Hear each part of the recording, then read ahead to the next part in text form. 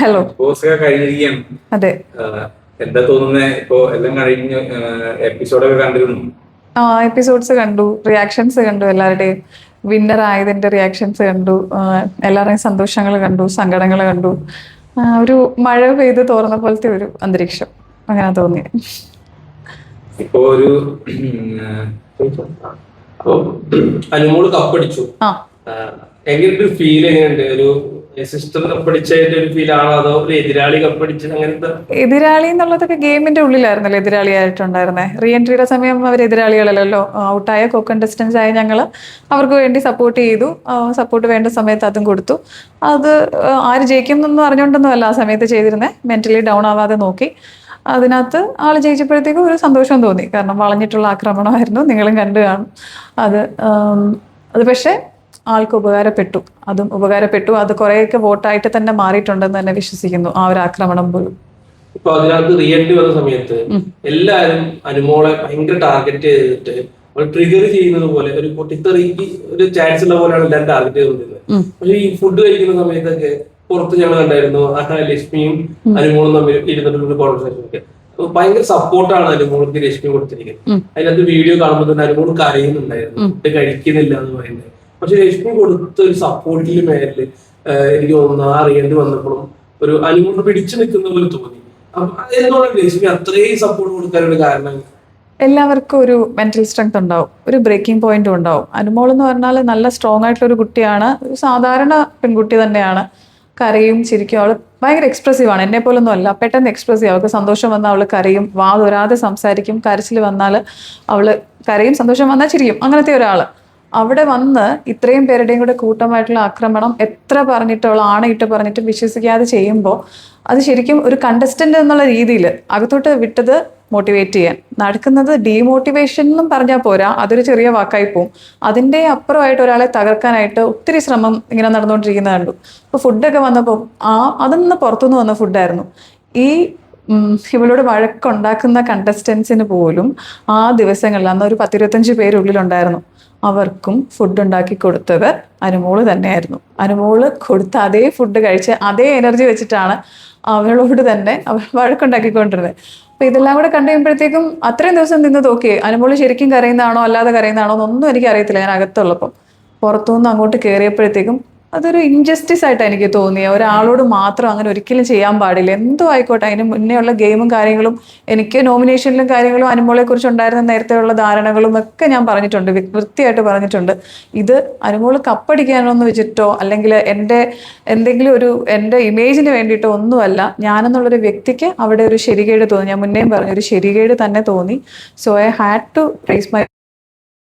അതിലെനിക്ക് യാതൊരു ഇതുമില്ല, കുറ്റബോധവും ഇല്ല. അത് എന്തിനു വേണ്ടിയിട്ടാണ്, അതിന് വേണ്ടിയിട്ടാണ്, ഇതിന് വേണ്ടിയിട്ടാണ്. കുറേ റീൽസും കാര്യങ്ങളൊക്കെ കണ്ടു. എനിക്ക് അങ്ങനെ ജഡ്ജ്മെന്റ്സിനോട് ഞാനൊരു ഇതെടുക്കുന്ന ആളല്ല. അവർ ജഡ്ജ് ചെയ്യുവാണെങ്കിൽ ജഡ്ജ് ചെയ്യോട്ടെ, അങ്ങനെ വിചാരിച്ചോട്ടെ എന്നേ ഞാൻ വിചാരിക്കുന്നുള്ളൂ. സന്തോഷമുള്ളൂ. അനുമോൾ ഒരു വിന്നർ ആയതിൽ കംപ്ലീറ്റ് സന്തോഷമുള്ളൂ. ഇതൊരു വലിയ പങ്ക് ആ ഡിമോട്ടിവേറ്റ് ചെയ്യാൻ വേണ്ടി ശ്രമിച്ചവരുടെ പക്കളുണ്ട്. അത് നിങ്ങൾ പ്ലാൻഡ് ആണോ പ്രീ പ്ലാൻഡ് ആണോ എന്നൊന്നും എനിക്കറിയത്തില്ല. ഞാൻ ആ ഗ്രൂപ്പിലൊന്നുമില്ല.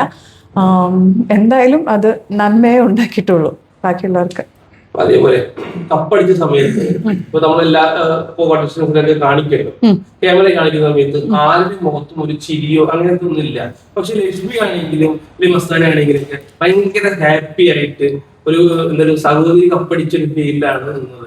പക്ഷെ ബാക്കിയുള്ള കണ്ടീഷൻസ് കൂടെ നടന്ന ശൈത്യം പോലും ക്ലിപ്പ് കണ്ടാൽ തോന്നുന്നു ശൈത്യം പോലും ഭയങ്കര പുച്ഛത്തോടു കൂടി തോൽക്കുന്നതാണ് കണ്ടത്. പുച്ഛമല്ലായിരുന്നു, സങ്കടപ്പെട്ടിട്ട് തലയ്ക്കൊരു അടി കിട്ടിയ പോലൊക്കെ ഇരിക്കുന്ന മാതിരി അങ്ങനത്തെ ഒരു ഇരിപ്പായിരുന്നു. പക്ഷെ സന്തോഷിത ഞാനോ അങ്ങനെ മസ്താനിയോ കുറച്ച് പേര് മാത്രമല്ല, കുറച്ചധികം പേര് അതിനകത്ത് നല്ല രീതിയിൽ മനസ്സിനുള്ളിൽ നിന്ന് സന്തോഷിക്കുന്നത് കണ്ടിട്ടുണ്ടായിരുന്നു. പുറത്തോട്ട് വന്ന ക്ലിപ്സ് ചിലപ്പോൾ കുറവായിരിക്കാം, 1, 2, 3 പേരുടെ കാര്യമായിരിക്കാം കാണിച്ചിരിക്കുന്നത്. പക്ഷെ ഫുൾ വീഡിയോ നോക്കി അറിയാം, ചാടി എഴുന്നേറ്റ് നല്ലോണം കൂവി വിളിച്ച് നല്ല രീതിയിൽ അവളെ സപ്പോർട്ട് ചെയ്തിരുന്ന, സന്തോഷിക്കുന്ന, ഉള്ളിൽ നിന്ന് സന്തോഷിക്കുന്ന കുറേ പേരുണ്ടായിരുന്നു.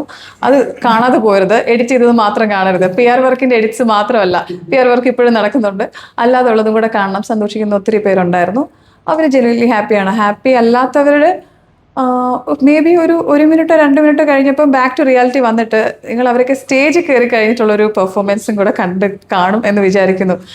ചെന്ന് കയറി കെട്ടിപ്പിടിച്ച് തൊട്ടടുത്ത് നിന്ന് അഭിനന്ദിക്കാനും ഒക്കെ ഭയങ്കര ഉത്സാഹമായിരുന്നു ഈ ഇരുന്നവർക്കൊക്കെ തന്നെ. സോ അത് കുറച്ച് നേരം ചിലപ്പോൾ ആൾക്കാർക്ക് അതിലോട്ടൊന്ന് യാഥാർത്ഥ്യമായിട്ട് പൊരുത്തപ്പെടാനുള്ളൊരു സമയം അതായിരിക്കും ചിലപ്പോൾ അവിടെ കണ്ടിട്ടുണ്ടാവുക. ഇപ്പൊ ഈ ആൾക്കാർ പറയണ്ടേ ഈ റീ എൻട്രികൾ വന്ന് ഇങ്ങനെ ടാർഗറ്റ് ചെയ്തുകൊണ്ട് ആണ് അനുമോൾ കപ്പടിക്കാൻ കാരണം, അല്ലെങ്കിൽ അനുമോൾക്ക് വോട്ട് കൂടാൻ കാരണം എന്നൊക്കെ പറയണ്ടേ, അതില് എന്തെങ്കിലും സത്യം അങ്ങനെ തോന്നുന്നുണ്ടോ? വോട്ടിങ്ങിന്റെ പെർസെന്റേജ് കണ്ടായിരുന്നോ? പുറത്തോട്ട് കാണിച്ചിട്ടുണ്ടോ? ലാലേട്ടൻ വന്ന് കൈ ഉയർത്തുന്നതിന് മുന്നേ ആയിട്ടുള്ളത് 42 ആണ് അനീഷിനുള്ളത്, 57 ആണ് അനുമോൾക്കുള്ളത്. ഞങ്ങൾ അവിടെ കണ്ടുകൊണ്ടിരിക്കുക. അത്രയും ഒരു ഡിഫറൻസ് എന്നൊക്കെ പറഞ്ഞാൽ ഈ ഒരു സംഭവത്തിന്റെ പേരിൽ മാത്രമുള്ളൊരു ഡിഫറൻസ് അല്ല, അത് ആൾക്കാരുടെ പിന്തുണ നേരത്തെയും ഉണ്ടായിരുന്നു. ശരി എന്ത്, തെറ്റെന്ത്, PR വർക്കിന്റെ ഇൻഫ്ലുവൻസ് എന്ത് എന്നെല്ലാം മനസ്സിലാക്കിയിട്ട് ആൾക്കാർ ചെയ്തൊരു വോട്ടുണ്ടല്ലോ, അതുകൊണ്ടുണ്ടായ വിജയമാണ്. അല്ലാതെ ഈ വന്നു കയറിയവരുടെ ചെറിയൊരു ഫാക്ടർ ഉണ്ട്. ഇപ്പൊ എൻ്റെ സപ്പോർട്ടിന് ഞാൻ പറയും ചെറിയൊരു കോൺട്രിബ്യൂഷൻ ഉണ്ടെന്ന് തന്നെ ഞാൻ പറയും. അതുപോലെ അതിനും ചെറിയൊരു കോൺട്രിബ്യൂഷൻ ഉണ്ട്. അല്ലാതെ മേജർ ആയിട്ടുള്ള ഒരു ഫാക്ടർ ആ ഒരു അറ്റാക്ക് ഒന്നും അല്ല. ഈ അനുമോളുടെ സൗഹൃദം എന്ന് പറഞ്ഞാൽ ഇപ്പൊ ശൈത്യമായിട്ട് സൗഹൃദം ഉണ്ടായിരുന്നു, അതിലൂടെയായിട്ട് സൗഹൃദം ഉണ്ടായിരുന്നു. പക്ഷെ ഇതിന്റെയൊക്കെ എൻഡ് അനുമോൾക്ക് സങ്കട കരച്ചിലായിരുന്നു മൊത്തത്തിൽ തന്നെ. അപ്പൊ ഒരു സൗഹൃദത്തിന് എത്രത്തോളം വാല്യൂ ഇവരെല്ലാം കൊടുക്കുന്നുണ്ട് ഈ കോണ്ടസ്റ്റൻസ് ആയാലും, ഇവരെത്രത്തോളം നമ്മളൊരു പ്രതീക്ഷിച്ചിട്ടായിരിക്കും അനുമോൾ അത്രയും ആദിലായിട്ട് കണക്ട് ചെയ്തിട്ടായിരിക്കും ആദില നൂറ പുറത്താവാതിരിക്കാൻ വേണ്ടിയിട്ട് ആ ടിഷ്യൂ പേപ്പറിലായിക്കോട്ടെ ഇവർ പറയുന്ന രീതിയിൽ നമ്പർ എഴുതി കൊടുക്കുന്നതിൽ പറഞ്ഞു. പക്ഷെ അത് അവർ ഗെയിമായിട്ട് അവസാനം അത് യൂസ് ചെയ്തു. അപ്പോ നമുക്ക് കണ്ടിരിക്കുന്ന നമുക്ക് തന്നെ അതെന്താണ് അവർ അങ്ങനെ ചെയ്തത്, ഇത്ര നാൾ നിന്നിട്ട് അവസാനം ഗെയിമിന് വേണ്ടിയിട്ട് അല്ലെങ്കിൽ പോട്ടെ ഒരു പരിഗണന പോലും കൊടുക്കാതെ അത് കരിവാരിത്തേക്കുക എന്നുള്ളൊരു കാര്യം അത് തന്നെ അക്ബറും അത് ചെയ്തു. അക്ബറും ഇത് തന്നെ കരച്ചിൽ കാർഡുകളും ഇത് ഇറക്കുകയും ചെയ്തു. അപ്പൊ ഇതൊക്കെ കാണുമ്പോൾ ലക്ഷ്മിക്ക് എന്താ തോന്നുന്നത്? സൗഹൃദങ്ങളായിക്കോട്ടെ, ബന്ധങ്ങളായിക്കോട്ടെ, ഇതുപോലുള്ളൊരു കാര്യങ്ങൾ ചെയ്യുമ്പോൾ ഇപ്പൊ നോക്കുമ്പോഴത്തേക്കും എന്തുവാണ്, അനുമോൾക്ക് അവിടെ നഷ്ടപ്പെട്ടു, കുറച്ച് നല്ല ബന്ധങ്ങൾ നഷ്ടപ്പെട്ടു എന്ന് തോന്നും. പക്ഷെ ഞാൻ അതിനെ നോക്കിക്കാണുന്ന അങ്ങനല്ല.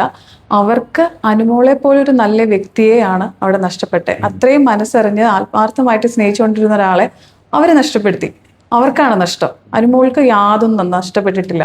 അവളുടെ നല്ല മനസ്സോടുകൂടി അവള് നല്ല ഉദ്ദേശത്തോടു കൂടി ചെയ്തിരിക്കുന്ന കാര്യങ്ങളൊക്കെ അവൾ ഇനിയും കണ്ടിന്യൂ ചെയ്യും.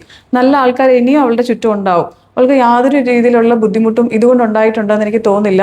മനസ്സിന് കുറച്ച് വിഷമം വന്നു കാണും, പക്ഷെ അവൾ പഠിച്ചിട്ടുണ്ട്, നല്ല രീതിയിൽ പഠിച്ചിട്ടുണ്ട്. പെട്ടെന്ന് വിശ്വസിക്കരുത്, അങ്ങനെയുള്ള കുറേ കാര്യങ്ങൾ അവൾ പഠിച്ചിട്ടുണ്ടാവും. അതുകൊണ്ട് അവർക്കാണ് നഷ്ടം. അനുമോൾക്ക് യാതൊരു നഷ്ടവുമില്ല. അവൾ കപ്പ് ജയിച്ചതിനേക്കാളും കൂടുതലുള്ള കാര്യങ്ങൾ അവൾ ജീവിതത്തിലാണെങ്കിലും ഇതിൽ നിന്ന് പഠിച്ചിട്ടുണ്ടാവും. So it's a win win.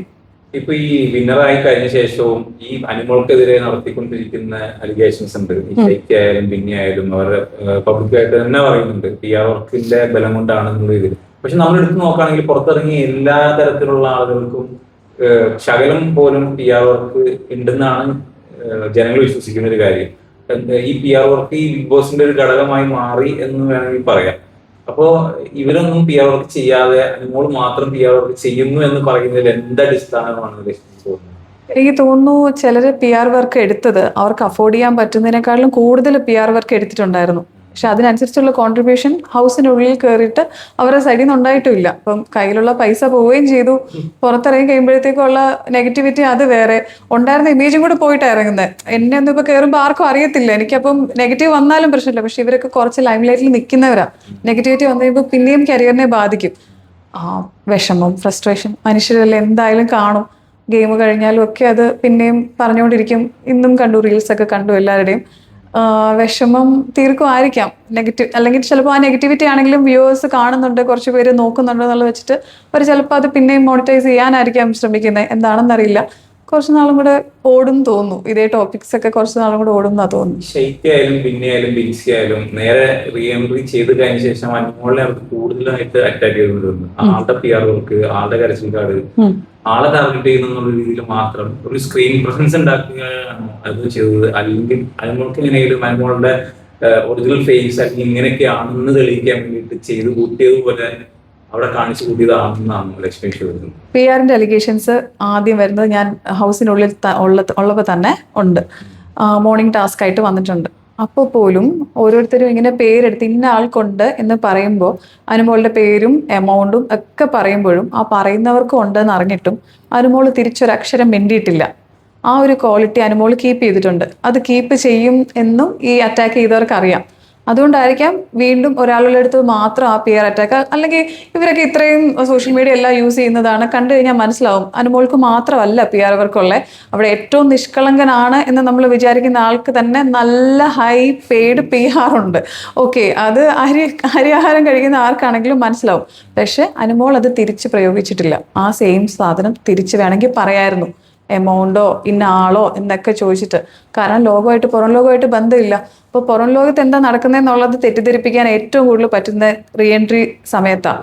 അവരത് നല്ല രീതിയിൽ യൂസ് ചെയ്യാമെന്ന് വിചാരിച്ച് അങ്ങനത്തെ ഒരു എന്തിനാണോ ഗെയിമും സ്ട്രാറ്റജി ആയിട്ട് തിരിച്ചു കയറിയെന്ന് എനിക്ക് ഇപ്പോഴും അറിയത്തില്ല. ആ ഗെയിമിൽ നിന്ന് ഔട്ടായവർ അവരുടെ ക്വസ്റ്റ്യൻസ് എന്നോട് ചോദിച്ചാൽ എനിക്ക് തന്നെ ഉത്തരവില്ല. വൈ എന്ന് അവരോട് തന്നെ ചോദിക്കേണ്ടി വരും. എനിക്കറിയത്തില്ല. ഈ റീ എൻട്രി ഏറ്റവും കൂടുതൽ ബാധിച്ചിരിക്കുന്നത് നൂറയാണെന്ന് പറയാൻ പറ്റും. കാരണം വെച്ചാൽ അത്ര നല്ല ഒരു ടിക്കറ്റ് ഫിനാലെ കിട്ടിയിട്ട് പോലും ആദ്യം പുറത്താവുന്നത് നൂറയായിരുന്നു. അപ്പൊ ഇതിനൊക്കെ പിന്നിലൊരു കർമ്മ എന്ന് വിശ്വസിക്കുന്നുണ്ടോ? അതിന് പിന്നിലെ കർമ്മ എന്ന് മാത്രമല്ല, നൂറയ്ക്കും ആദിലയ്ക്കും കണ്ടസ്റ്റൻസ് എന്നുള്ള രീതിയിൽ അവർക്ക് രണ്ടുപേർക്ക് സപ്പോർട്ടായിട്ട് അവിടെ രണ്ടുപേരും പാർട്ട്നേഴ്സ് ആയിട്ടുള്ള അവർ രണ്ടുപേരും തന്നെ ഉണ്ടായിരുന്നു. അപ്പം ആദിലയുടെ ആ ഒരു സപ്പോർട്ട് പോയപ്പോഴത്തേക്കും ആ കുട്ടി എന്തുമാത്രം അതപ്പോൾ വീക്കായി പോയി എന്നുള്ളത് നമ്മളവിടെ കണ്ടേ. ടിക്കറ്റ് ഫിനാലെ ജയിക്കുമ്പോഴാണെങ്കിൽ പോലും ആദില കൂടെ തന്നെ ഇരുന്ന് അത്രയും സപ്പോർട്ട് ചെയ്ത് അവിടെയുള്ള മെയിൽ കണ്ടസ്റ്റൻസിനെ എല്ലാം ബീറ്റ് ചെയ്തിട്ടാണ്. ഞാൻ ചെന്നിട്ട് നൂറയ്ക്ക് അത് കൺഗ്രാറ്റുലേഷൻസും പറഞ്ഞായിരുന്നു ടിക്കറ്റ് ഫിനാലെ കിട്ടിയതിന്. സന്തോഷമായിരുന്നു അങ്ങനെ ആ കുട്ടി അത് നേടിയതിൽ. അത് കളഞ്ഞു കുളിക്കാൻ കുറച്ച് മിനിറ്റുകൾ വേണ്ട, സെക്കൻഡ്സുകൾ മാത്രം മതിയായിരുന്നു. അത്രയും പെട്ടെന്ന് അതൊക്കെ തകർത്ത് കളഞ്ഞു. എന്തായിരുന്നു ഇപ്പൊ ചോദിച്ചേ? ആ റീ എൻട്രി കാരണം ഒരു വലിയൊരു ഫാക്ടർ ആണെന്ന് പറയാം. റീ എൻട്രിയുടെ ഒരു വലിയ ഫാക്ടർ ഉണ്ട്. അവര് രണ്ടുപേരും പെട്ടെന്ന് ഔട്ട് ആവാനും അല്ലെങ്കിൽ പെട്ടെന്ന് മാനിപ്പുലേറ്റഡ് ആയിപ്പോയി. പുറം ലോകത്ത് എന്താ നടക്കുന്നതെന്ന് അറിയത്തില്ല. അപ്പൊ അവിടെ പുറത്തെ കാര്യങ്ങളൊന്നും പറയരുതെന്ന് പറഞ്ഞ അകത്തോട്ട് വിടുമ്പോൾ അവരെല്ലാം അത് തന്നെ പറഞ്ഞിട്ട് മാനിപ്പുലേറ്റ് ചെയ്ത്, ഉദ്ദേശം വേറെ ആയിരിക്കാം, പക്ഷെ നടന്നതൊക്കെ എന്തൊക്കെയോ ഇവിടെ തന്നെ എല്ലാവരും പറയുന്നുണ്ടായിരുന്നു ആദിലും നൂറയും ഒരുമിച്ച് അവിടെ തന്നെ ഉണ്ടായി കഴിഞ്ഞാൽ ഒരാൾ പുറത്താവാതെ നിന്ന് കഴിഞ്ഞിട്ടുണ്ടെങ്കിൽ ഇപ്പോൾ നൂറ അവിടെ നിൽക്കുന്നു, അതില പുറത്താവുന്നു, ആ വോട്ട് അങ്ങനെ നേരെ തിരിഞ്ഞ് നൂറയ്ക്ക് വരുന്നു. അങ്ങനെ ഒരു ടോപ്പ് 5 അല്ലെങ്കിൽ ടോപ്പ് 3 അല്ലെങ്കിൽ വിന്നർ ആവാൻ പോകുന്നു എന്ന സിറ്റുവേഷനിൽ ഒരു അമിതമായ ഒരു ആത്മവിശ്വാസം ഉള്ളത് കൊണ്ടാണോ അവസാനത്തെ വീക്കിൽ പല ആൾക്കാരും ഇവിടെ വന്ന് പറഞ്ഞതിനനുസരിച്ച് കളി മാറ്റി കളിച്ചുകൊണ്ടാണോ അങ്ങനെ ഒരു രണ്ടുപേരും അടുപ്പിച്ചടുപ്പിച്ച് പോകാനുള്ള ചാൻസ് ഉണ്ടായത്? ഒന്നുകൂടെ ചോദിക്കുമോ? എനിക്ക് മനസ്സിലായില്ല. അതായത് ആദില പുറത്തു പോയി നൂറ അവിടെ നിന്ന് സേഫ് ആയ ശേഷം ആദില വോട്ട് നേരെ തിരിച്ച് നൂറയ്ക്ക് കൂടി കയറുമ്പോ ആ ഒരു വോട്ട് വരുന്നുണ്ടല്ലോ രണ്ടുപേരുടെയും. ആ വോട്ടിന്റെ ഒരു അങ്ങനത്തെ ഒരു വോട്ട് വരുമ്പോ 5 പേര് നിൽക്കാതെ ഇത് ആരിങ്ങനെ ചിന്തിച്ച് ചെയ്തെന്നാ വിചാരിക്കുന്നത്? ഈ പുറത്തുനിന്ന് റീ എൻട്രൻസോ? അത്രയും ചിന്തിക്കുന്ന റീ എൻട്രൻസ് അതിനകത്തുണ്ടെന്ന് എനിക്ക് തോന്നുന്നില്ല. അത്രയൊക്കെ ചിന്തിച്ചിരുന്നെങ്കിൽ എന്റെ പൊന്നോ, ഇല്ല, ആ ക്വസ്റ്റ്യൻ അവിടെ വാലിഡേ അല്ല. ആരും അത്രയൊന്നും ആലോചിച്ചിട്ട് അകത്തോട്ട് കയറിയിട്ടില്ല, ഒരിക്കലില്ല. പുറത്തായ സമയത്ത് അല്ലെങ്കിൽ പുറത്തായ ആൾക്കാര് ഇവരൊക്കെ ഇടയ്ക്ക് ടൂറൊക്കെ പോയി അല്ലെങ്കിൽ ഇടയ്ക്ക് ഇങ്ങനെ ഒരുമിച്ച് കൂടി റീലൊക്കെ ചെയ്യണം, അല്ലെങ്കിൽ വാട്സപ്പ് ഗ്രൂപ്പുകൾ ഉണ്ടാക്കി. പക്ഷെ രശ്മി ഇവിടെ ഒന്നും കണ്ടിട്ടില്ല. എന്തുകൊണ്ടാണ് അങ്ങനെ? ഇവരെ ഗ്രൂപ്പിൽ ലക്ഷ്മിട്ടുണ്ടോ? ഇവരുടെ ഗ്രൂപ്പിൽ ഞാനില്ല. ഞാൻ യഥാർത്ഥ ലൈഫിൽ ഭയങ്കര പ്രൈവറ്റ് പേഴ്സൺ ആണ്. എനിക്ക് സർക്കിൾസ് ഉള്ളത് വളരെ കുറച്ച് ആൾക്കാർ. പക്ഷെ ആ ആൾക്കാർ ഭയങ്കര ആത്മാർത്ഥതയുള്ള, കംപ്ലീറ്റ്ലി സ്നേഹമുള്ള ആൾക്കാർ. വെറുതെ ഇങ്ങനെ ഫേക്ക് ആയിട്ട് കാണിക്കാൻ വേണ്ടി ചിരിക്കുന്നു, കൂടെ ഉണ്ടോയെന്ന് വിചാരിക്കുന്നു, അങ്ങനത്തെ ആൾക്കാർ എനിക്ക് തീരെ താല്പര്യമില്ല. ആ കണ്ടസ്റ്റൻസിൻ്റെ അടുത്ത് ഞാനത് തുറന്ന് പറഞ്ഞിട്ടുണ്ട്. എൻ്റെ നമ്പേഴ്സ് ഉള്ളത്, ഫോൺ നമ്പർ ഉള്ളത് തന്നെ 1-2 ആൾക്കാരുടെ അടുത്ത് മാത്രമേ ഉള്ളൂ. വേറെ ആരുടെ എൻ്റെ ഫോൺ നമ്പർ പോലും ഞാൻ കൊടുത്തിട്ടില്ല. ഗ്രൂപ്പൊന്നും എനിക്ക് താല്പര്യമില്ല. പിന്നെ എന്തെങ്കിലും ഒരു ഗെറ്റ് ടുഗദർ, ഇപ്പോൾ ഒരാളുടെ കല്യാണമൊക്കെ അതിനകത്ത് വരുന്നുണ്ട്, അങ്ങനത്തെ ഇതിലൊക്കെ പങ്കെടുക്കാൻ തന്നെ എനിക്ക് താല്പര്യമുണ്ട്. ലൈക്ക് അതിനൊക്കെ ഞാൻ പോവും. അല്ലാതെ ആവശ്യമില്ലാതെ വെറുതെ പ്രഹസനങ്ങൾ കാണിക്കാനായിട്ടുള്ള ഇതിൽ I M out of it. വേണ്ട. ഇപ്പൊ അതേപോലെ റീ എൻട്രി ആണെങ്കിലും പ്രവീൺ ഈ അനുമോളായിട്ട് ഭയങ്കരമായിട്ട് ഇതേപോലെ സംസാരിക്കുകയും കാര്യങ്ങളൊക്കെ ചെയ്യും. പക്ഷെ ആദ്യം കയറിയപ്പോൾ പ്രവീൺ ഒരു ലവ് ട്രാക്ക് ഇറക്കാൻ അനുമോളുടെ അടുത്തുനിന്ന് ചെറിയൊരു പരിപാടി പുറത്ത് ആൾക്കാരെ വിലയിരുത്തിയായിരുന്നു ഇങ്ങനെ ഒരു. അപ്പം പിന്നെ ഈ റീ എൻട്രി വന്ന സമയത്തും പ്രവീൺ അനുമോളായിട്ട് ഭയങ്കര സംസാരിച്ച് അങ്ങനെ നിൽക്കുന്നുണ്ടായിരുന്നു. അപ്പം ഈ പ്രവീൺ ശരിക്കും ലവ് ട്രാക്ക് ഇറക്കി കളിക്കാൻ വേണ്ടി കയറിയതാണോ? രണ്ടാമത്തെ എൻട്രിയിൽ റൗട്ട് ട്രാക്ക് 2 ദിവസം കൊണ്ടൊക്കെയോ? അങ്ങനെ അനുമോൾക്ക് നല്ല പോസിറ്റീവുകളുണ്ട്. പ്രവീണിനും അനുമോളുടെ ഫാൻസിന് കിട്ടാൻ വേണ്ടിയിട്ട് അല്ലെങ്കിൽ അനുമോളോട് ഇഷ്ടം കാണിക്കാൻ വേണ്ടിയിട്ട് പ്രവീൺ പ്രവീൺ നേരത്തെയും അനുമോളോട് നല്ലോണം സംസാരിക്കുന്ന ആളായിരുന്നു. ഇപ്പോൾ വൈൽഡ് കാർഡ്സ് ആയിട്ട് ഞങ്ങൾ എൻട്രി ചെയ്യുന്ന സമയത്തും ഞങ്ങളും ഇങ്ങനെ പ്രാണോ എന്നൊക്കെ പറഞ്ഞിട്ട് ഇങ്ങനെ ടീസ് ചെയ്യുമായിരുന്നു. അപ്പോഴും ആളത് നോക്കിയിട്ടില്ല. ആൾ എല്ലായിടത്തും പോയി സംസാരിക്കുകയൊക്കെ ചെയ്തിട്ടുണ്ട്. ആൾക്ക് നല്ല ഗെയിം പ്ലാൻ ഒക്കെ ഉണ്ടായിരുന്നു. പെട്ടെന്ന് എവിക്റ്റ് ആയപ്പോഴത്തേക്കും ഞങ്ങൾ ഉൾപ്പെടെ എല്ലാവരും ഷോക്ക് ആയതുമായിരുന്നു. റീ എൻട്രിയിൽ അങ്ങനത്തെ ഒരു കാര്യത്തിന് വേണ്ടിയിട്ട് പോയിട്ടുണ്ടോ എന്ന് അറിയത്തില്ല. But he was trying to console, കുറച്ചൊക്കെ സപ്പോർട്ട്, മെന്റൽ സപ്പോർട്ടൊക്കെ കൊടുക്കാൻ വേണ്ടിയിട്ട് ശ്രമിക്കുന്നുണ്ടായിരുന്നു. അതാ കണ്ടേ. പ്രവീൺ ഫേക്ക് ആണോ? പ്രവീൺ ആരോട് ഫേക്ക് ആണോന്നാ? അല്ല, മൊത്തത്തിൽ ആള് വേറെ ആളാണോ അതോ അകത്തുള്ള? എന്നോടൊക്കെ സംസാരിക്കുന്നതല്ല ആള് വീഡിയോസ് ആയിട്ട് ഇടാറുള്ളത്. അത് റീ എൻട്രിക്ക് കയറിയപ്പോഴത്തേക്കും ആദ്യം ഞാൻ അവന്റെ എവിക്ഷന്റെ സമയത്ത്, പ്രവീണിന്റെ എവിക്ഷന്റെ സമയത്ത് ഇട്ട ഒരു വീഡിയോയുടെ കാര്യം ഞാൻ പറഞ്ഞു. പ്രവീൺ, നീ വിചാരിച്ച പോലെ അല്ല, എനിക്ക് ജനുവലി ദേഷ്യം വന്നിട്ടാണ് ഞാൻ ദേഷ്യപ്പെടാറുള്ള ഹൗസിൽ. ആണോ, ഞാൻ ആ വീഡിയോ ടേക്ക് ഡൗൺ ചെയ്യാം ലക്ഷ്മി എന്ന് പറഞ്ഞ പ്രവീണാണ് പിന്നെയും റീ എൻട്രി എല്ലാം കഴിഞ്ഞ് തിരിച്ച് വന്നപ്പോഴത്തേക്കും പ്രവീണിന്റെ ഒരു പൂച്ചയുണ്ട്, കൊക്കോ ആയിട്ടിരുന്നിട്ടൊരു വീഡിയോ ചെയ്തിട്ടുണ്ടായിരുന്നു. അതിലും പിന്നെ സെയിം കാര്യമാണ് പറയുന്നത്. അനുമോളുടെ സപ്പോർട്ട് കണ്ടിട്ട് പ്രവീൺ ചിലപ്പോൾ ഒരു ഷോർട്ട് സ്പാനിലുള്ള ഒരു അറ്റൻഷന് വേണ്ടിയിട്ട് ചെയ്യുന്നതാവാം. പക്ഷെ അത് കുറെ ആള് തന്നെ വീഡിയോ എടുത്ത് മാറ്റാനും പറഞ്ഞിട്ട് മാറ്റി ഉള്ള സ്ഥലത്തു നിന്നൊക്കെ ഇപ്പോൾ റിമൂവ് ചെയ്തുകൊണ്ടിരിക്കുക. ഭയങ്കരമായിട്ട് അത് നെഗറ്റീവ് ആയിപ്പോയി. എൻ്റെ അടുത്ത് സംസാരിക്കുന്ന പ്രവീൺ അല്ല സോഷ്യൽ മീഡിയയിൽ പോസ്റ്റ് ചെയ്യുന്ന പ്രവീൺ. രണ്ടും രണ്ട് വ്യക്തിത്വങ്ങളാണ്. അത് ചിലപ്പോൾ ആ ഒരു അറ്റൻഷൻ കിട്ടാൻ വേണ്ടിയിട്ട് ചെയ്യുന്നതായിരിക്കാം, അല്ലെങ്കിൽ വിഷമം വന്നിട്ട് ചെയ്തതായിരിക്കാം. ഒത്തിരി പ്ലാനിങ് ഒക്കെ ഉള്ള ഒരാളാണ്. പക്ഷെ അത് എക്സിക്യൂട്ട് ചെയ്യുന്നത് കുറച്ച് പാളിപ്പോകുന്നുണ്ടെന്ന് തോന്നുന്നു. വർക്കൗട്ട് ആവുന്നില്ല. ഇപ്രാവശ്യം ഏറ്റവും കൂടുതൽ നല്ലൊരു ഗെയിമറായിട്ട് കണ്ടൊരു കണ്ടസ്റ്റന്റ് ആരായിരുന്നു ലക്ഷ്മിയുടെ? ഗെയിമറിൽ ഞാൻ നെവിൻ നല്ലൊരു ഗെയിമറാണ്. ഗെയിമർ മാത്രമല്ല, ഗെയിം ചേഞ്ചറും കൂടാണ്. നല്ലൊരു മനുഷ്യ സ്നേഹി എന്ന് പറയുന്ന ആരെങ്കിലും ഉണ്ടായിരുന്നു? മനുഷ്യ സ്നേഹി എന്ന് പറഞ്ഞാൽ ഇപ്പൊ ലക്ഷ്മി അനുമോളോട് ചെയ്തൊരു കാര്യമുണ്ടല്ലോ, സപ്പോർട്ടിംഗ് മെന്റലി. അത് ഓരോ സമയത്തും ഓരോ ആൾക്കാർക്കും അങ്ങനത്തെ ഒരു മനുഷ്യ സ്നേഹം ഫാക്ടറൊക്കെ ഉണ്ടാവും. ചില സമയത്ത് ദുഷ്ടന്മാരും ദുഷ്ടത്തികളും ഒക്കെ ആയി മാറും. അങ്ങനെ ഒരാള് കംപ്ലീറ്റ് മനുഷ്യത്വമൊക്കെ ഉള്ളവർ, അങ്ങനെ ഒരാളെ പറയാൻ പറ്റത്തില്ല. എല്ലാത്തിൻ്റെയും കൂടെ മിക്സ് ആണ്. നല്ലതും ചീത്തയൊക്കെ ഉള്ള ആൾക്കാരാണ് അകത്തുള്ള. പല സമയത്തും പലരുടെയും നന്മയും പുറത്തു വന്നിട്ടുണ്ട്, ചീത്ത കാര്യങ്ങളും പുറത്തു വന്നിട്ടുണ്ട്, എൻ്റെ ഉൾപ്പെടെയാണ് ഞാൻ പറയുന്നത്. ഏറ്റവും നല്ല മൈൻഡ് ഗെയിമർ ആരായിരുന്നു ബിഗ് ബോസിൽ? മൈൻഡ് ഗെയിം അതും ഞാൻ നെവിനെ തന്നെ പറയത്തുള്ളൂ. എന്തുകൊണ്ടായിരിക്കാം? പല ആസ്പെക്ട്സ് നോക്കണം ഒരു കണ്ടസ്റ്റന്റ് എന്ന് പറയുമ്പോഴത്തേക്കും. അപ്പോൾ എന്റർടൈൻമെന്റ് കൊടുത്തോണ്ട് പിന്നെ തരുന്ന ടാസ്കുകളിൽ അതിൽ ആരും ചിന്തിക്കാത്ത രീതിയിൽ ടാസ്ക് മാറ്റി മറിച്ചൊക്കെ ചെയ്യുന്നത് കണ്ടിട്ടുണ്ട്. ഏറ്റവും കൂടുതൽ സ്ഥലങ്ങളിൽ അത് ചെയ്യുന്ന കണ്ടതാട്ടോ. വേറെ ആരും ഇല്ല എന്നല്ല പറയുന്നത്, അതൊക്കെ നെവിൻ ചെയ്തിട്ടുണ്ട്. ഈ ശോഭയുടെ ഒരു അലിഗേഷൻ വന്നിരുന്നല്ലോ, ശോഭയ്ക്ക് ചെക്ക് ചെയ്ത് കൊടുത്തു, PR ശോഭ ചെയ്യുന്നതെന്നൊക്കെ പറഞ്ഞിട്ടുള്ള ഒരു കാര്യം. അതായത് PR ലക്ഷ്മിയുടെ PR ശോഭയായിരുന്നു. ലക്ഷ്മിക്ക് പെയ്ഡ് PR ഉണ്ടായിരുന്നില്ല. ഓക്കെ, ഞാൻ അങ്ങനെ ലൈഫിൽ കൈക്കൂലി വാങ്ങിക്കുകയോ കൊടുക്കുകയോ ചെയ്യുന്ന ഒരാളല്ല. പെയ്ഡ് PR ചെയ്യിക്കുന്ന ഒരാളല്ല. PR വർക്കുകൾ വന്നത് എൻ്റെ ഫ്രണ്ട്സ് അല്ലെങ്കിൽ ഫാമിലി, എനിക്ക് അത്രയും നെഗറ്റിവിറ്റി വന്നിട്ട് ടൈം ഉണ്ടായിരുന്നു. അവർക്ക് എന്നെ അവിടുന്ന് വന്ന് എവിക്റ്റാക്കി പുറത്തോട്ട് കൊണ്ടുവരാൻ വരെ അവർ ചിന്തിച്ചിട്ടുള്ളൊരു സമയം ഉണ്ടായിരുന്നു. അവർക്ക് ചെയ്യാൻ പറ്റുന്ന കാര്യങ്ങൾ എൻ്റെ പോസിറ്റിവിറ്റി കാണിക്കുക എന്നുള്ളതാണ്. അത് അവർ ചെയ്തിട്ടുണ്ട്. ഇത്രയും കുറേ ആൾക്കാരുടെ PR ഒക്കെ ഇപ്പോൾ പുറത്തു വന്നിട്ടുണ്ട്. ഞാൻ ചലഞ്ച് ചെയ്യുക, ആർക്കെങ്കിലും എൻ്റെ പെയ്ഡ് PRൻ്റെ കാര്യങ്ങൾ ഡീറ്റെയിൽസ് പുറത്ത് കൊണ്ടുവരാൻ പറ്റുമെങ്കിൽ ഞാൻ ഇത് പബ്ലിക്കായിട്ട് ചലഞ്ച് ചെയ്യുക. അത് ചെയ്ത് കഴിഞ്ഞിട്ട് പുറത്തോട്ട് വരിക. പിന്നെ ശോഭയുടെയും എനിക്ക് പെട്ടെന്ന് അങ്ങനെ പ്രൊവോക്കേഷൻ അങ്ങനെ ഏശുന്ന ആളല്ല. ശോഭ പിന്നെ പറഞ്ഞ് അങ്ങ് എക്സ്ട്രീം ആയപ്പോഴത്തേക്കും ലക്ഷങ്ങൾ എന്നൊക്കെ പറഞ്ഞു. ഞാൻ എവിടെയോ എനിക്ക് ഫുഡിന് ഏറ്റവും കൂടുതൽ പൈസ ചിലവാകുന്നത്, അല്ലാതെ വലിയ ചിലവ് എനിക്കില്ല. അപ്പോൾ ലക്ഷങ്ങളൊക്കെ എടുത്ത് മുടക്കി എന്നൊക്കെ പറഞ്ഞാൽ ഒരിക്കലും അത് അടിസ്ഥാനരഹിതം എന്നൊക്കെ പറഞ്ഞ് തള്ളിക്കളയാൻ വേണമെങ്കിൽ പറ്റും. പക്ഷെ ഞാൻ സർക്കാസ്റ്റിക്കലി അതിന് റിപ്ലൈ കൊടുത്തിട്ടുണ്ടായിരുന്നു. പിന്നെയും ശോഭ സർക്കാസ്റ്റിക്കലി റിപ്ലൈ തരാൻ വേണ്ടിയിട്ട് എൻ്റെ അടുത്ത് വന്നപ്പോഴത്തേക്കും ആണ് അതിന് ഉത്തരം പറയേണ്ടി വന്നേ. പക്ഷെ ഒരു കാര്യം പറഞ്ഞോട്ടെ, എനിക്ക് സീസൺ 7 ആൾക്കാർക്ക് തന്നെ എനിക്ക് റിപ്ലൈ കൊടുക്കണമെന്നില്ല. ഈ സീസൺ 5 എന്ന് പറഞ്ഞ ഒരു 3 വർഷം മുന്നത്തെ കാര്യമല്ലേ. അപ്പൊ ശോഭയ്ക്ക് വേറെ പണിയൊന്നുമില്ലേ. ശോഭയ്ക്ക് അവിടെ യുദ്ധങ്ങൾ ഇപ്പോഴും നടക്കുന്നുണ്ടെന്നാണ് എൻ്റെ അറിവ്. സീസൺ 5 കണ്ടസ്റ്റൻസുമായിട്ട് അത് ജയിച്ചിട്ട് ശോഭ വാ, അത് കഴിഞ്ഞിട്ട് 7 കയറാം. അവിടെ തന്നെ തോറ്റിരിക്കുവാണ് ഇതുവരെ കണ്ടെത്തി വെച്ചിട്ട്. അതൊക്കെ തീർത്തിട്ട് വന്നാൽ മതിയാവും. ശോഭയ്ക്ക് എനർജി വെറുതെ കളയാതിരിക്കും ശോഭ, അതെനിക്ക് പറയാനുള്ളൂ. നിർത്തിയിട്ട് പോകും പ്ലീസ്. ഇനി വരുന്ന ബിഗ് ബോസിലൊക്കെ ഈ PR ഒരു ഘടകമായി മാറും. ഡെഫിനറ്റ്ലി വരും. എല്ലാ സീസണിലും PR ഘടകമായിട്ട് വരും. പക്ഷെ വിന്നറിനെ നിർണ്ണയിക്കുന്ന ഘടകം PR അല്ല എന്ന് തെളിയിക്കുന്ന സീസൺസ് ആയിരിക്കും ഇനി വരാൻ പോണേ. ഹൈ പെയ്ഡ് PRസിന്റെ അലിഗേഷൻസും ഇത്തവണ കണ്ടതിനെക്കാട്ടിലും ഹൈ ആയിട്ട് വരും. കാരണം ഓരോരുത്തർക്കും ഇതിനെക്കുറിച്ച് കൂടുതൽ കാര്യങ്ങൾ അറിഞ്ഞിട്ടാ ഇനിയുള്ള കണ്ടസ്റ്റൻസ് വരാൻ പോണേ.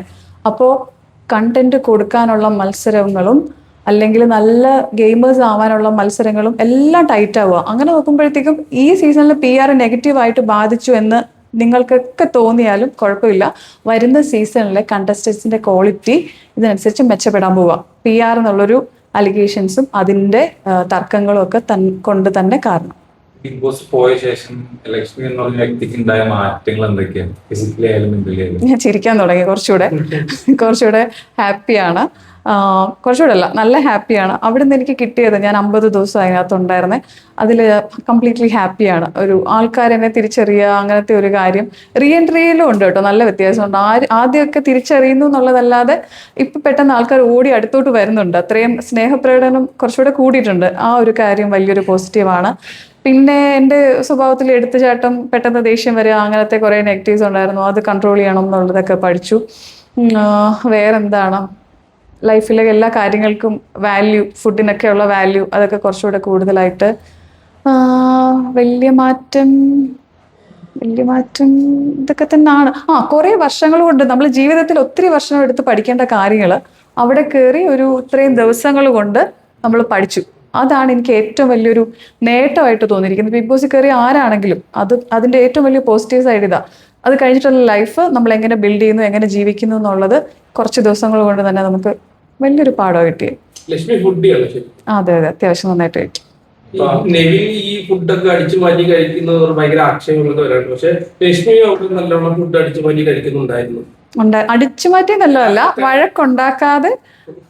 എനിക്ക് വിശപ്പുണ്ട്, അത് തീർക്കണം. അതിപ്പോൾ ഞാൻ അവിടെ ചെന്ന് വഴക്കുണ്ടാക്കിയിട്ടോ അല്ലെങ്കിൽ എല്ലാ സാധനങ്ങളും അത്യാവശ്യം ഞാൻ കഴിക്കുന്നുണ്ടായിരുന്നു. പിന്നെ എന്താണ്, ഒരു ബഹളം അതിൻ്റെ പേരിൽ ഉണ്ടാക്കണ്ട. കയറുന്ന സമയത്ത് തന്നെ വൈൽഡ് കാർഡ്സ് ആയിട്ട് കയറുമ്പോൾ തന്നെ തക്കാളി സവോളയ്ക്കുള്ള വഴക്കാം. അപ്പം ഞാൻ കറക്റ്റായിട്ട് പറയാറുണ്ട്, വേറെ എന്തിനു വേണ്ടി വഴക്കുണ്ടാക്കിയാലും തക്കാളിക്ക് സവോളയ്ക്ക് വേണ്ടി ഞാൻ വഴക്കുണ്ടാക്കത്തില്ല. അത് ഞാൻ ചെയ്തിട്ടില്ല, അത് പ്രതിജ്ഞ എടുത്തിട്ടാണ് പോയെ. അവിടെ കിട്ടുന്നുണ്ട്, ഫുഡ് കിട്ടുന്നുണ്ട്. ചിലപ്പോൾ കൂടുതൽ കിട്ടും, എല്ലാ തവണയും കൂടുതൽ കിട്ടണം എന്ന് വാശി പിടിച്ചാൽ നടക്കത്തില്ല. ചിലപ്പോൾ കുറവ് കിട്ടും. പിന്നെ അറിയാതൊക്കെ അങ്ങോട്ടും ഇങ്ങോട്ടും എടുക്കുക. ഇപ്പോൾ സ്വീറ്റ്സ് വന്നാലും ചിലപ്പോൾ 11 പേർക്ക് വരുമ്പോൾ നമ്മൾ കൊടുക്കുന്നെങ്കിൽ 12 പീസ് കാണും. ഇപ്പം നെവിൻ കണ്ടിട്ടുണ്ട് ഒരു തവണ 12ാമത്തെ പീസ് ഞാൻ എടുക്കുന്നത്. അപ്പം നെവിൻ ഇങ്ങനെ പറഞ്ഞു, സ്ത്രീയെ നിങ്ങൾ വിചാരിച്ച പോലെ അല്ലല്ലോ എന്നൊക്കെ ഇങ്ങനെ. അതൊക്കെ ഫണ്ണായിട്ടുള്ള രീതിയിൽ. അവിടെ എല്ലാവരും കേക്കൊക്കെ കട്ട് ചെയ്യുമ്പോൾ എടുത്ത് ഫ്രിഡ്ജിൽ വെക്കും, പിന്നെ കഴിക്കാം. അത് പിന്നെ വേറെ ആരെങ്കിലും എടുത്തുകൊണ്ട് പോയി എന്ന് പറഞ്ഞ വഴക്കാവും. ഞാൻ കിട്ടുമ്പോൾ തന്നെ ഒക്കെ കഴിച്ചെങ്കിൽ തീർക്കും. എന്തായാലും നമ്മുടെ വയറ്റിലോട്ട് തന്നെയല്ലേ പോകുന്നത്. എടുത്തു വെച്ച് പിന്നെ വഴക്കാക്കേണ്ട കാര്യമില്ല. മറ്റേ മട്ടൻ പീസിന്റെ കാര്യമാണെങ്കിലും അതൊക്കെ പുറത്തോട്ട് കാണിക്കുന്നതെന്ന് വിചാരിച്ചല്ല കേട്ടോ ഞാനങ്ങനെ കുറ്റസമ്മതം നടത്തിയേ. കുറച്ച് അതായിട്ട് പറഞ്ഞു, എനിക്ക് വിശപ്പുണ്ട്, അതവിടെ നിൽക്കുമ്പോൾ നമുക്ക് തീർക്കുകയും വേണം. എൻ്റെ വഴി അതായിരുന്നു, അതുകൊണ്ട് അതിൽ അങ്ങനെ ചെയ്തു. ഈ റിയൽ ജീവിതത്തിൽ മാറ്റം സംഭവിച്ചു എന്ന് തോന്നുന്നു.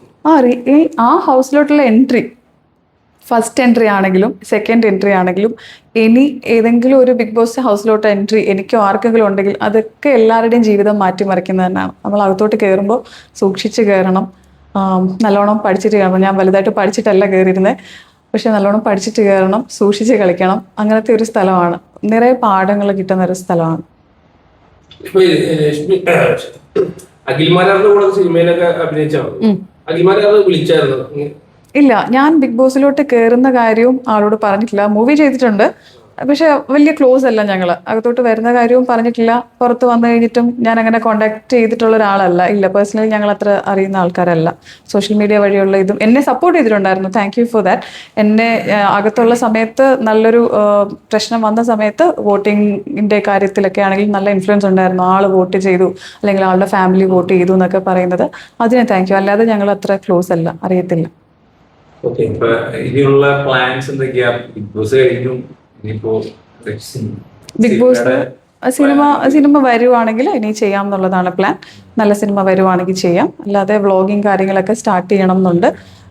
കുറേ ഫാൻസുകൾ, അനുമോളുടെ ഫാൻസ് ഉണ്ട്, അവർ തന്നെ വന്നിട്ട് മെസ്സേജ് അയക്കുന്നുണ്ട് ഒത്തിരി. അപ്പോൾ അവർക്കൊക്കെ ഡീറ്റെയിൽസ് ഒക്കെ അറിയണം. പിന്നെ മോട്ടിവേഷണൽ സ്പീക്കർ എന്നൊക്കെ ഉള്ളൊരു ടാഗൊക്കെ ചോദിച്ചിട്ട് ആൾക്കാർ കോൺടാക്ട് ചെയ്യുന്നുണ്ട്. അതൊന്നും എനിക്ക് ജീവിതത്തിൽ പറ്റുന്ന കാര്യമല്ല. ആ ഒരു സാഹചര്യത്തിൽ അങ്ങനെ പറഞ്ഞു എന്ന് വിചാരിച്ചിട്ട് എല്ലാവർക്കും ഒരു ലൈഫിലെ പ്രശ്നങ്ങളൊക്കെ എനിക്ക് മെസ്സേജ് അയക്കുന്നവരുണ്ട്. അങ്ങനെയൊന്നും പറയാനൊന്നും എനിക്ക് അറിയത്തില്ല. ഞാൻ ആ ഒരു സിറ്റുവേഷനിൽ അത് പറഞ്ഞു എന്നേ ഉള്ളൂ. അപ്പോൾ വ്ളോഗിങ്, കോണ്ടന്റ് ക്രിയേഷൻ, അങ്ങനെ ഏത് നീഷാന്ന് അറിയത്തില്ല, തീരുമാനിച്ചിട്ടില്ല. അങ്ങനെയൊക്കെ സ്റ്റാർട്ട് ചെയ്യണമെന്ന് പ്ലാനുണ്ട്. വർക്കുണ്ട്, ജോലിയൊക്കെ അതിൻ്റെ കൂട്ട് ഭാഗമായിട്ട് പോകുന്നുണ്ട്. ഈ സീസണിൽ ഇപ്പൊ ഇറങ്ങിയ എല്ലാവരും കൂടി ഒരു ഗെറ്റ് ടുഗദറോ അല്ലെങ്കിൽ ഒരു ഗ്രൂപ്പോ അങ്ങനെയാണെങ്കിൽ ഇതിലൊന്നും ലക്ഷ്മിക്ക് താല്പര്യമില്ല ശരിക്കും? ഞാൻ പറഞ്ഞില്ല, ഒരാളുടെ കല്യാണം വരുവാണെങ്കിൽ ഞാൻ പോകും. എന്തെങ്കിലും അങ്ങനത്തെ കാര്യങ്ങളൊക്കെ വരുവാണെങ്കിൽ ഞാൻ തീർച്ചയായിട്ടും പോകും. അല്ലാതെയുള്ള ഗെറ്റ് ടുഗദേഴ്സിനും ഇതിനും അത് നമ്മളൊരു ഗ്രൂപ്പിൽ പോകുമ്പോഴത്തേക്ക് ജനറലി നമ്മൾ ഹാപ്പി ആയിരിക്കണം. കൂടെ എടുക്കുന്ന സെൽഫീസിൽ നമ്മൾ ചിരിക്കുന്നുണ്ടെങ്കിൽ അത് ഉള്ളിൽ നിന്ന് വരുന്ന ചിരിയാവണം. വെറുതെ അങ്ങനെ ചിരിച്ചുകൊണ്ട് നിൽക്കാൻ എനിക്ക് പറ്റത്തില്ല. ഞാൻ ചിരിക്കുവാണെങ്കിൽ അത് ഉള്ളിൽ നിന്ന് ചിരിക്കത്തുള്ളൂ. സ്വിച്ച് ഇട്ട പോലെ ചിരിച്ചങ്ങ് പെട്ടെന്ന് നിർത്താൻ എന്നെ കൊണ്ട് പറ്റത്തില്ല. ഇനി വരാൻ പോകുന്ന ഈ ബിഗ് ബോസിലേക്ക് ഇനി വരാൻ ആഗ്രഹിക്കുന്ന ആൾക്കാരായാലും ബിഗ് ബോസ് വിന്നർ ആവാൻ ആഗ്രഹിക്കുന്ന ആൾക്കാരോടായാലും എന്താണ് ലക്ഷ്മിക്ക് പറയാനുള്ളത്? പഴയ സീസൺസ് എല്ലാം ഇരുന്ന് കാണണം, മൊത്തം കാണണം. എന്നെ പോലെ ഒന്നും പെട്ടെന്ന് കയറി ചെല്ലരുത്. നല്ലോണം ഇരുന്ന് കണ്ട് നല്ല ടൈം എടുത്ത് പഠിച്ച് നല്ല സ്ട്രാറ്റജീസും ഒക്കെ ആയിട്ട് നല്ല ഗെയിമേഴ്സ് പോവുക. നല്ല ഗെയിമേഴ്സ് എപ്പോഴും ജയിക്കാവുള്ളൂ. അങ്ങനെ ക്വാളിറ്റി ഗെയിമേഴ്സ് വന്നിട്ട് കളിക്കുന്ന നല്ല നല്ല സീസൺസ് ഇനിയും വരട്ടെ. ഇപ്പം സീസൺ 7 TRP ഹയസ്റ്റ് ആണെന്നൊക്കെ പറഞ്ഞിട്ടില്ലേ, അതിലും ഹയർ TRPസിൽ ഇനിയുള്ള സീസൺസും പോട്ടെ. നല്ലൊരു ഷോ ആണ്. ഞാനിതിൽ നിങ്ങൾ ആരും ചോദിക്കാത്തൊരു കാര്യം പറയാം. ഇതിൻ്റെ പിന്നിൽ പ്രവർത്തിക്കുന്ന ക്രൂ മെമ്പേഴ്സ്, അവരുടെ ടെൻഷൻ ഞാൻ ഉള്ളിലിരിക്കുമ്പോൾ ചിന്തിച്ചിട്ടുണ്ട്. എന്തുമാത്രം ഇവർക്ക് പണി കാണുന്നു ഇതുപോലെ വേദന എടുക്കുന്ന ഒരു സീസണിൽ വർക്ക് ചെയ്യാൻ. അവരെല്ലാവരും കണ്ടിരുന്നു. ഫിനാലെ കഴിഞ്ഞിട്ട് അവർക്കൊരു പ്രത്യേക താങ്ക് യു പറയുവാണ്. ഒത്തിരി കഷ്ടപ്പെടുന്നുണ്ട് അവർ. ഇത്രയും നാളുകളായിട്ടും ഉറങ്ങിയിട്ടില്ല, ഊണില്ല, ഉറക്കമില്ല. അത്രയും സ്ട്രെസ്ഫുൾ ആയിരുന്നു. എന്ത് സംഭവിക്കാമെന്ന് പറഞ്ഞിട്ടുള്ളൊരു സീസൺ. അവർക്കൊരു താങ്ക് യു. ഇനിയുള്ള സീസണിൽ അവർ ഇനിയും ഉണ്ടാവും. വർഷങ്ങളായിട്ട് ഇതിൽ തന്നെ വർക്ക് ചെയ്യുന്നവരുണ്ട്, അത്രയും ഡെഡിക്കേറ്റഡ് ആയിട്ട് നിൽക്കുന്നത്. നല്ല ഒരു ക്വാളിറ്റി ഇതായിട്ട് ഷോ ആയിട്ട് ബിഗ് ബോസ് ഇനിയും തുടർന്നുകൊണ്ട് പൊക്കോട്ടെ. അതുപോലെ തന്നെയാണ് ഈ ബിഗ് ബോസ് നമുക്ക് ഇന്ത്യയിൽ തമിഴുണ്ട്, മലയാളമുണ്ട്, കന്നഡ ഉണ്ട്, ഹിന്ദി ഉണ്ട്. ഇപ്പൊ ഏറ്റവും കൂടുതൽ TRP ഒരു വന്നൊരു സീസൺ നിങ്ങളുടെ മലയാളം സീസൺ ആയിരുന്നു. അപ്പൊ നമ്മളുടെ മലയാളികള് പ്രേക്ഷകര് നല്ല രീതിയിൽ സപ്പോർട്ട് ചെയ്തിട്ടുണ്ട് ബിഗ് ബോസ് എന്നുള്ള ഒരു വലിയൊരു ഷോനെ തന്നെ. അപ്പൊ ഈ നമ്മളുടെ മലയാളി പ്രേക്ഷകര് ബിഗ് ബോസ് കാണുന്ന ഒരു കാഴ്ചപ്പാടായാലും എല്ലാ തരത്തിലും ഏറ്റെടുക്കുന്ന ഒരു കാര്യമാണ്. എന്ത് അലിഗേഷൻസ് വന്നാലും അതിനെപ്പറ്റി ചർച്ച ചെയ്യുന്നു എല്ലാ കാര്യത്തിലായാലും. ആ പ്രേക്ഷകരോട് എന്താണ് സംസാരിക്കാനുള്ളത്? ഓക്കെ, മലയാളി പ്രേക്ഷകർ എന്ന് പറഞ്ഞാൽ ഇപ്പൊ നമ്മുടെ സ്റ്റേറ്റ് തന്നെ നോക്കിക്കഴിഞ്ഞാൽ 100% ലിറ്ററേറ്റ് ആണ്. ഇപ്പൊ നമ്മുടെ സിനിമകൾ തന്നെ നോക്കിക്കഴിഞ്ഞാൽ ബാക്കിയുള്ള ലാംഗ്വേജിലുള്ള സിനിമകൾ പോലല്ല. നമ്മൾ ചെറിയ തമാശയൊന്നും കണ്ട ഹിന്ദി മൂവീസോ അല്ലെങ്കിൽ വേറെ ഏതെങ്കിലും ഞാനൊരു ലാംഗ്വേജ് പറഞ്ഞു, വേറൊരു ലാംഗ്വേജിന്റെ മൂവീസിലെ തമാശ കണ്ട നമുക്ക് പെട്ടെന്ന് ചിരി വരത്തില്ല. കാരണം നമ്മുടെ തമാശകൾ എന്നൊക്കെ പറഞ്ഞാൽ അത്രയും ക്ലാസ് ആയിട്ടുള്ള സാധനമാണെങ്കിൽ മാത്രമേ നമ്മൾ ചിരിക്കത്തുള്ളൂ. ഇപ്പം നമ്മുടെ പ്രേക്ഷകരാണെങ്കിലും അത്ര ക്വാളിറ്റി കണ്ടന്റ്സ് ഉള്ള അല്ലെങ്കിൽ നിലവാരമുള്ളവർക്ക് മാത്രമേ അവർ വോട്ട് ചെയ്ത് അവർ ജയിപ്പിക്കാനും പോകുന്നുള്ളൂ. അവർ നല്ലോണം ബുദ്ധിയുള്ള ആൾക്കാരാണ്. സോ എന്തായിരുന്നു ഒന്നുകൂടെ പ്രേക്ഷകരോട് പറയാനുള്ളത്, ഇങ്ങനെ തന്നെ തുടർന്ന് പോവുക. ആരെന്ത് പറഞ്ഞാലും നിങ്ങൾക്ക് ശരി എന്ന് തോന്നുന്ന കാര്യങ്ങൾ ചെയ്യുക. നിങ്ങളുടെ വോട്ടാണ് വിന്നറിനെ ഇതാക്കിയിരിക്കുന്നത്, തീരുമാനിച്ചിരിക്കുന്നത്, അല്ലാതെ വേറൊന്നുമല്ല. അപ്പൊ ഇനിയുള്ള സീസണിലാണെങ്കിലും അത് തന്നെ തുടർന്ന് പോവുക. അവസാനമായിട്ട് ലാലേട്ടന്റെ ഒരു പ്രസൻസ് ഉണ്ട്. അപ്പം ലാലേട്ടൻ ചോദിച്ച ചോദ്യങ്ങൾക്ക് ഭയങ്കര നിലപാടായിട്ട് സംസാരിച്ചു. അതിനുശേഷം ലാലേട്ടനെ കാണുകയോ ലാലേട്ടനെ സംസാരിച്ചായിരുന്നു ഈ കാര്യം ഞാൻ സംസാരിച്ചായിരുന്നു. ഇതിന്റെ കാര്യം എനിക്ക് ലാലേട്ടൻ ഇത്രയും സൈബർ അറ്റാക്കും കാര്യങ്ങളൊക്കെ വന്നു ഞാൻ ഇറങ്ങിക്കഴിഞ്ഞാൽ അറിയുന്നത്. അതും എന്റെ ബർത്ത്ഡേയുടെ ദിവസം ലാലേട്ടൻ ഇറക്കിയിരിക്കുന്ന ഒരു പോസ്റ്ററിന്റെ കമന്റ് പോയി നോക്കൂ എന്നാ എല്ലാവരും പറഞ്ഞു. അതിൽ ഇപ്പോഴും നെഗറ്റീവ് കമന്റ്സ് ഉണ്ട്. അപ്പോൾ ആഫ്റ്റർ പാർട്ടിക്കാണ് എനിക്ക് ലാലേട്ടനെ കാണാൻ പറ്റിയത്. ലാലേട്ടനോട് ഞാൻ ആദ്യമേ തന്നെ ഈ ഒരു കാര്യം പറഞ്ഞ് സോറി പറയാൻ തുടങ്ങുന്നതിന് മുന്നേ ലാലേട്ടൻ വിലക്കി. വേണ്ട, അത് ഗെയിമിന്റെ പാർട്ട് ഓഫ് ഗെയിം ആണെന്ന് പറഞ്ഞിട്ട് അദ്ദേഹം വിലക്കി. പിന്നെ ലാലേട്ടൻ പാട്ട് പാടാനൊക്കെ ആവശ്യപ്പെട്ടിട്ട് ഒരു പാട്ട് പാടാനൊക്കെ പറ്റി. അവിടെ ഒന്നും ക്യാമറാസ് ഒന്നും ഇല്ലായിരുന്നു. പക്ഷെ അതൊക്കെ വലിയ വലിയ ഭാഗ്യമാണ് ജീവിതത്തിലെ. ലാലേട്ടന്റെ പിള്ളേരാന്ന് പറഞ്ഞില്ലേ, അതും ആ അവാർഡ് കിട്ടിയ സമയത്ത് അവിടെ ഉണ്ടാവാൻ പറ്റിയതൊക്കെ ഞങ്ങൾക്കൊക്കെ ജീവിതത്തിലെ ഏറ്റവും വലിയ ഭാഗ്യമായിട്ട് കരുതുന്ന. അതൊക്കെ മതി, അതൊക്കെയാണ് കൂടുതലൊന്നും വേണ്ട. അയ്യോ വേണ്ട. തന്മാത്രയിലെ മിണ്ടാതെടി കുയിലേ എന്ന് പറഞ്ഞ പാട്ടൊക്കെ പാടിയിട്ട് ഞാൻ ഇടാം. എനിക്ക് വ്ളോഗിങ് കാര്യങ്ങൾ അത്യാവശ്യം കാര്യമായിട്ട് തുടങ്ങണമെന്നുണ്ട് എന്റെ പേജിൽ. അയ്യോ ഇല്ല ഇപ്പോഴില്ല. അല്ല, വേറൊരു മുഖം ഞാൻ കാണിക്കാം. അങ്ങനെ ഇപ്പൊ എന്റെ കണ്ടന്റ് നിങ്ങൾ എടുത്തോണ്ട് പോകണ്ട. പാട്ട് ഞാൻ ഇടാം, അതിനകത്ത് വ്യൂസ് കൂടട്ടെ. കോപ്പിറൈറ്റ് അല്ല. ഇല്ല, വേറൊരു കാര്യം, ലക്ഷ്മിയുടെ കോസ്റ്റ്യൂം ആയിക്കോട്ടെ എല്ലാം തന്നെ നല്ല രീതിയിൽ അടിപൊളിയാണ്. Thank you. ഇതിന്റെ പിന്നിലാണ് പ്രവർത്തിച്ചിരിക്കുന്നത്. കോസ്റ്റ്യൂംസ് കൂടുതലുണ്ടായിരുന്നത് അരുതിപ്പൊടിയുടെ ആയിരുന്നു. പിന്നെ റൗക്ക എന്ന് പറഞ്ഞ ശ്രീജിത്ത് ജീവൻ എന്ന് പറഞ്ഞ ഡിസൈനറിന്റെ ഡ്രസ്സ് ഉണ്ടായിരുന്നു. ത്രെഡ് ആൻഡ് നീഡിൽ ഉണ്ടായിരുന്നു. പിന്നെ ആകൃതി ബൈ രമ്യയുടെ കോസ്റ്റ്യൂംസ് ഉണ്ടായിരുന്നു. ആരെങ്കിലും വിട്ടുപോയിട്ടുണ്ടോ എന്ന് എനിക്കറിയത്തില്ല. ഇതൊക്കെയായിരുന്നു. പക്ഷേ ഏറ്റവും കൂടുതൽ നമ്പേഴ്സ് ഉണ്ടായിരുന്നത് ആരത്തിപ്പൊടിയുടെയും പിന്നെ റൗക്കയുടെയും ആയിരുന്നു ഹയസ്റ്റ് നമ്പേഴ്സ് ഉണ്ടായിരുന്നത്.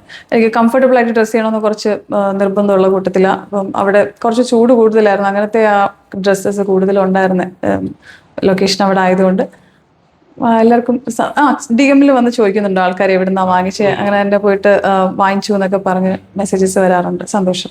സപ്പോർട്ടൊക്കെ എങ്ങനെയായിരുന്നു വീട്ടുകാരുടെ കൂടെയുള്ള ആൾക്കാരുടെ?